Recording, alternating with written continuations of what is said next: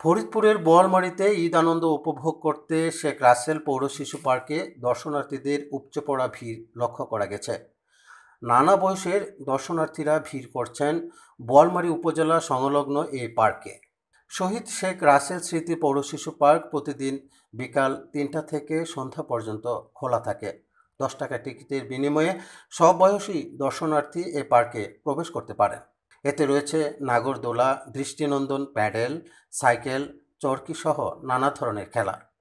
সেই সঙ্গে রয়েছে দৃষ্টিনন্দন বিভিন্ন পশু পাখির ভাস্কর্য, যা পার্কের সৌন্দর্য আরও বাড়িয়ে তুলেছে। দূর দূরান্ত থেকে আসা শিশুরা এসব রাইডে চড়ে ঈদ আনন্দ উপভোগ করছে। অন্যদিকে পার্কের সৌন্দর্য দেখেও মুগ্ধ হচ্ছে তারা। তাই অনেককেই স্মৃতিগুলো ক্যামেরাবন্দি করতে দেখা গেছে। দর্শনার্থীদের চাপ বেশি থাকায় প্রতিটি রাইডের সামনেই শিশুদের দীর্ঘ লাইন দেখা গেছে। তবে শিশুদের সেই কষ্ট অনেকটা সার্থক হয়েছে রাইডগুলোতে চড়ে ঈদ আনন্দ উপভোগ করতে পেরে। সুব্যবস্থা, নিরাপত্তা ও সুশৃঙ্খলতা থাকায় শিশুদের পাশাপাশি পার্কের সার্বিক ব্যবস্থাপনা দেখে খুশি অভিভাবকরাও।